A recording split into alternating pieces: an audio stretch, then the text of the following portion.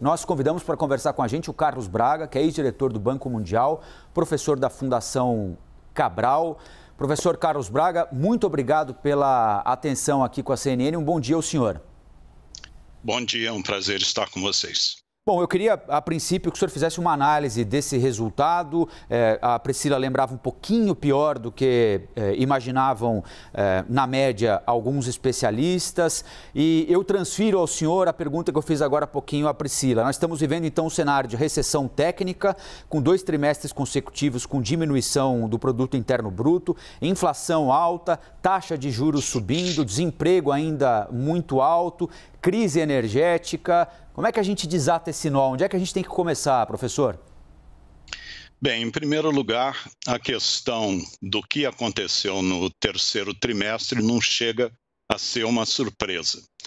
Na realidade, se a gente olhar os indicadores antecedentes, por exemplo, o Banco Central publica para a política monetária o índice de atividade econômica do Brasil.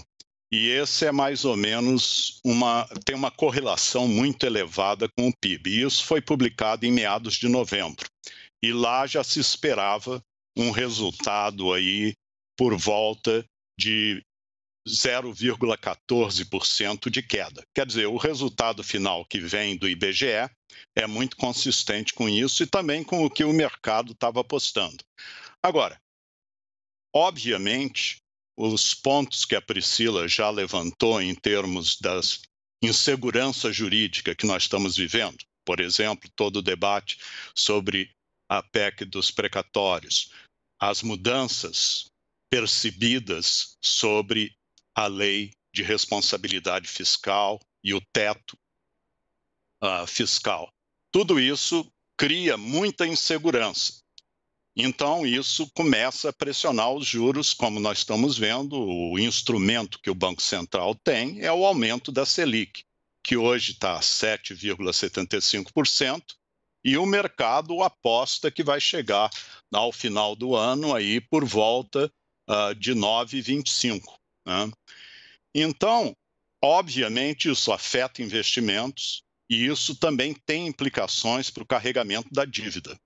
Então, nós vamos ver, ao mesmo tempo que essas medidas abrem espaço para despesas fiscais em 2022, né, como o Auxílio Brasil, elas, por outro lado, vão criar pressões em termos do custo da dívida e não vai ser uma situação fácil para o Banco Central. Basta a gente lembrar que, no período dos últimos 10 anos, né, se a gente compara a situação do Brasil com as economias do resto do mundo, o G20, por exemplo, o Brasil, na realidade, teve um crescimento negativo do PIB por causa das 2 recessões, a de 2015, 14 e 15, e agora, mais recentemente, por causa da recessão da Covid.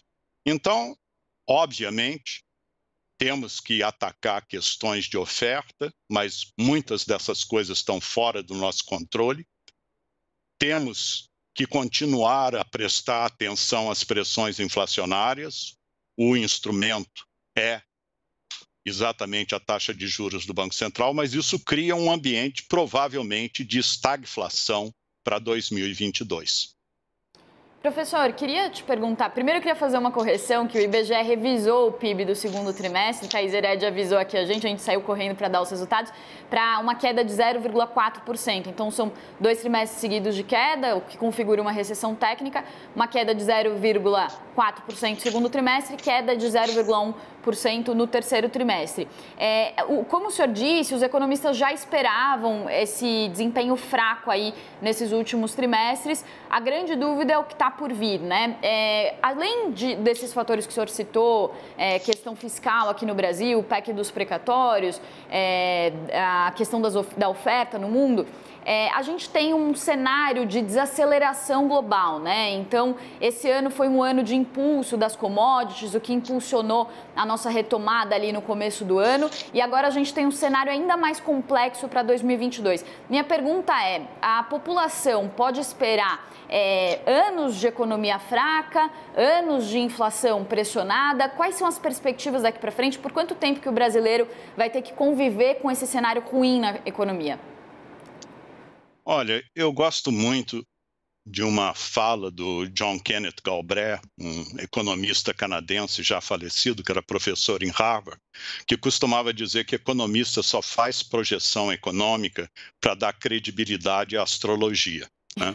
É muito difícil a gente pegar e fazer previsões de médio e longo prazo, mas a tendência é muito clara. Se você olha, por exemplo, o relatório Focus do Banco Central, que é, vamos dizer, uma média aí das expectativas do mercado, o mercado está esperando para 2022 um crescimento da ordem de 0,5% do PIB, né? E com inflação, aqui eu acho que o mercado está otimista, uma inflação de 5%, quer dizer, chegando de novo perto da meta. Mas essa é a tendência nesse momento. Não dá para ser otimista, porque, infelizmente, as medidas que estão sendo tomadas, como eu já disse, elas abrem espaço para esse auxílio, o novo Bolsa Família, seja lá o que for chamado, né? Mas elas também geram incertezas jurídicas que pressionam a economia, por exemplo, com relação à taxa de juros. Será inevitável a continuidade do aumento da taxa de juros. E isso começa a ter um efeito sobre o custo de carregamento da dívida. Você mencionou, eu fui diretor de política econômica e dívida do Banco Mundial, né, no período 2008-2010, e uma coisa que a gente sabe é que, para uma economia emergente como o Brasil, quando a dívida bruta ultrapassa 60% do PIB, os sinais de alerta começam a piscar. E no Brasil nós estamos muito acima de 80%. E agora, com esse aumento da taxa de juros, a gente já vê o carregamento, as novas emissões de títulos pelo governo para financiar o déficit fiscal já estão pagando uma taxa de juros mais elevada. Então, é um cenário muito preocupante, né? Cria um espaço no curto prazo para medidas que certamente atendem às necessidades sociais do país, mas, por outro lado, nós estamos criando aí um coquetel que requer medidas anti-inflacionárias, senão nós vamos retornar àquele mundo pré-Plano Real. Professor, é claro que o ministro da Fazenda, o ministro da Economia, seja ele quem for, tem uma missão política também que é de vender algum otimismo para a sociedade, né? Para as pessoas em geral, para o mercado financeiro, para o setor produtivo, tentar injetar ânimo na sociedade. O ministro Paulo Guedes diz sempre o seguinte: olha, no ano passado, o pior da pandemia, diziam que a gente ia cair 10 e caímos metade. O Brasil vai surpreender o mundo este ano como surpreendeu no ano passado. A recuperação é em V. O senhor acha que isso é só retórica? Há alguma chance de que isso aconteça, de que a gente surpreenda o mundo e a nós próprios positivamente ainda? Há alguma possibilidade de que a gente cresça, se não em V, em alguma outra letra do alfabeto, que seja em S, talvez já tá bom, né? Olha, eu não vou discutir a credibilidade do ministro Paulo Guedes nesse momento. O mercado está dando um veredito muito claro sobre, vamos dizer, a crença nas afirmações do governo nesse momento. Agora, é evidente que tem coisas que são fora do nosso controle, né?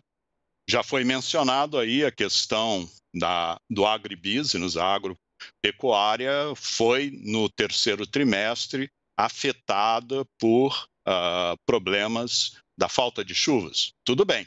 Agora, uma coisa que nós não mencionamos muito claramente aqui é o efeito China, né?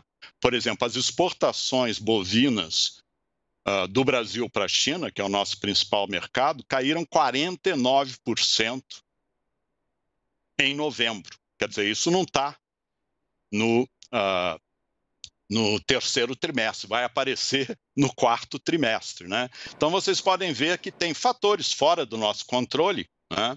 E isso daí foi colocado exatamente por causa de restrições associadas a questões sanitárias com relação às exportações brasileiras, mas se parceiros econômicos como a China, por exemplo, tomam essas decisões, isso não vai ajudar. Então, o quarto trimestre também não vai ser muito favorecido pela situação do comércio internacional. Então, de novo, dá para acreditar numa recuperação em V? Olha, se tem uma coisa que a gente pode apostar, é que a incerteza vai continuar, particularmente por causa da situação da saúde pública. Vamos ser otimistas e assumir que a questão da nova cepa, o Ômicron, embora muito mais contagiosa, não seja dramática, particularmente para um país que tem uma cobertura vacinal muito boa. Esse é um dos aspectos mais positivos da história recente brasileira, né? Como nós conseguimos expandir rapidamente, o SUS, naturalmente, teve e está tendo um papel importante nesse contexto, a cobertura vacinal, que já é superior, por exemplo, a um país como os Estados Unidos, né? Então, isso, a despeito de sairmos atrasados nesse processo por questões políticas, é um resultado muito positivo. Vamos torcer para que a nova cepa não venha, vamos dizer, a criar problemas novos. Nesse contexto aí, eu sou relativamente otimista. Então, do ponto de vista de demanda, embora haja um susto agora nessas semanas, eu acredito que nós vamos ultrapassar isso. Agora, do ponto de vista dos indicadores macroeconômicos e aquelas alavancas que o governo tem, as indicações são todas muito negativas. É claro que o governo tem que tentar transmitir uma mensagem otimista. Agora, se essa mensagem otimista vem junto com medidas que afetam a segurança jurídica no país, como o calote, não tem outra palavra, né? Para a PEC dos precatórios, isso tem um custo. E esse custo nós vamos começar a pagar já em 2022. Professor, só complementando essa pergunta e essa fala sobre exportação, estou lendo aqui os dados também mais no detalhe do PIB, também o que puxou o resultado do terceiro trimestre para baixo foi o recuo de quase 10% nas exportações de bens e serviços, corroborando aí com a tua análise. Queria perguntar, a gente tem aí vários elementos preocupantes, negativos, mas por outro lado, apesar de toda essa confusão aí no lado fiscal, se de fato o Auxílio Brasil for aprovado e no valor de R$400, isso não pode dar uma injeção de estímulo para a economia e fazer com que a gente tenha um começo de ano um pouco mais suave e com essas perspectivas aí de queda de consumo, apesar dos juros altos? Como que a gente fica com o saldo disso, com nova injeção de estímulo, com auxílio, apesar desses juros em alta? Não, sem dúvida, né? Na realidade, a experiência brasileira com o auxílio emergencial no ano passado foi muito interessante, né? Se a gente olha, por exemplo, o nível de desigualdade econômica no primeiro semestre até mais ou menos setembro do ano passado, ele diminuiu por causa do auxílio emergencial. Agora, o problema naquele momento, como hoje, é que essas medidas, a menos que tenham sustentabilidade do ponto fiscal, elas vão acabar enfrentando aspectos negativos do campo de vista, no ponto de vista macroeconômico.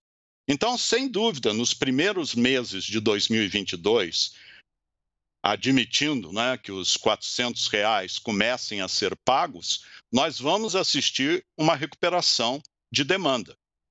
Mas quando chegarmos mais ou menos no segundo semestre de 2022, perto das eleições, né, os custos macroeconômicos associados com o aumento da dívida e com o aumento dos juros vão comer, e a inflação, que vai tomar um tempo, né, para que a inflação diminua significativamente. Há um período, né, entre o aumento do arroxo monetário e as implicações em termos de demanda agregada. Então, tudo isso vai se traduzir no segundo semestre de 2022 numa nova desaceleração.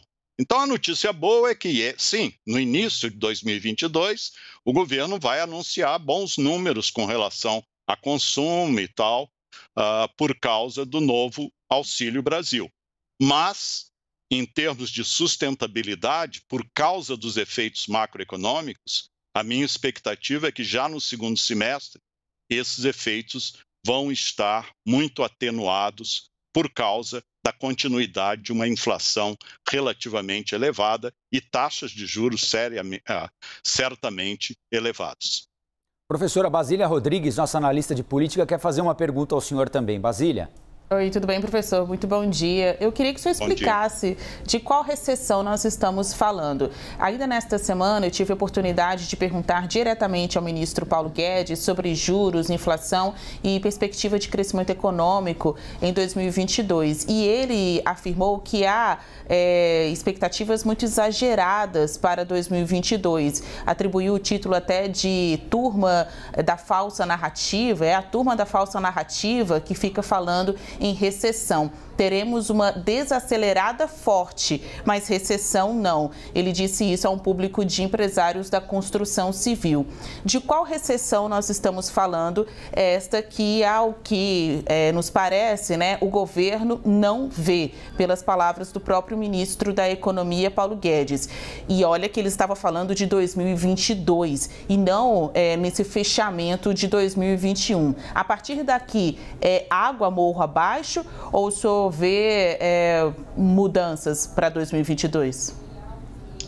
Bem, como eu já mencionei, né, 2022 não necessariamente será uma recessão em termos de queda do PIB, né? O que, na realidade, o mercado está apostando é algo da ordem aí de um crescimento de 0,58%, tá? Isso, naturalmente, é um número muito inferior àquilo que o governo gostaria de ver, né? Então, se você olhar esse número, sim, nós não vamos ter provavelmente uma recessão, mas um PIB realmente anêmico, como, aliás, tem sido a história brasileira nos últimos anos, desde a recessão de 2014, 15 e 16. Então, essa é a realidade. Agora, também não dá para negar a realidade dos números do IBGE, né? A menos que nós queiramos, como no caso do desflorestamento da Amazônia, dizer, não, o INPE está equivocado, né? Mas os números do IBGE, nesse momento, sugerem uma recessão técnica. Como eu já disse, muito provavelmente, com o Auxílio Brasil, nós vamos ter um aumento de consumo no primeiro trimestre, segundo trimestre, que vai criar um esforço positivo na economia do lado da demanda e, com isso, certamente, números melhores no primeiro e segundo trimestre de 2022. Por outro lado, eu não espero a inflação se abata de forma dramática. Quer dizer, nós vamos continuar a ter um crescimento anêmico e inflação relativamente elevada, pelo menos por período pós-Plano Real. Então, professor, aí para encerrar a nossa entrevista, uma última pergunta rápida, aproveitando esse gancho final aí da sua última resposta. Nós estamos com uma economia deprimida, mais gente passando fome, quem trabalha perdeu renda, como mostrou a PNAD ontem ou anteontem. A inflação não se dá especialmente ou exclusivamente por demanda nesse momento, né? Mas preços sobre os quais nós não temos controle, combustíveis, desvalorização do real, crise hídrica. Nós não temos nenhuma outra alternativa a não ser subir a taxa de juros e esfriar ainda mais uma economia que está precisando de calor, professor? Olha, o que nós deveríamos ter feito, obviamente, dentro de um processo político, seria priorizar as despesas nas áreas de educação, saúde, etc., as despesas sociais, e respeitar o teto de gastos para evitar exatamente o aumento da insegurança jurídica. No momento atual, a nossa única barreira com relação a um processo inflacionário mais significativo é o Banco Central. O Banco Central está fazendo exatamente o que deveria fazer. Agora, claro que isso vem junto com o quê? Vem junto com o aumento da taxa de juros.